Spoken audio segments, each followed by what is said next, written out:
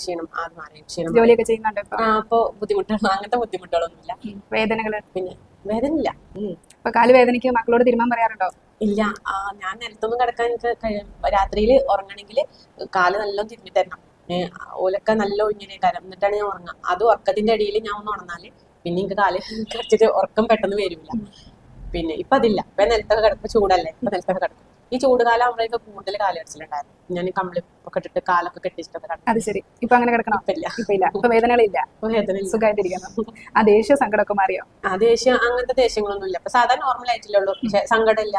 സങ്കടം മറ്റേത് ഞാനൊരു കാര്യം കിട്ടിയാല് അതിനെ കുറിച്ചിട്ട് അങ്ങനെ എന്റെ മനസ്സിൽ പോകില്ല. പിന്നെ അതിനെ കുറിച്ചിട്ട് അങ്ങനെ ചിന്തിക്കും. എനിക്ക് ആലോചിക്കേണ്ടാത്ത കാര്യമാണ്. പക്ഷെ അതങ്ങനെ ആലോചിച്ചോണ്ടിരുന്നു. അപ്പൊ അതില്ല. പേടിയോ? ആരോ കൂടെ ഉണ്ടെന്ന് തോന്നാനില്ലേ? അതില്ല. പിന്നെ ഇപ്പൊ ഇല്ല. മുടി കൊഴിച്ചിലോ? മുടി കൊഴിച്ചിട്ട് മാറിയിട്ടുണ്ട്. മുടി കൊഴിച്ചിൽ ഇപ്പൊ സാധാരണ നോർമൽ ആയിട്ട് നമ്മൾക്ക് സാധാരണ ഒഴിമല്ല അത്രേ ഉള്ളൂ. പീരീഡ്സ് ആകുമ്പോഴുള്ള ബുദ്ധിമുട്ടുകള്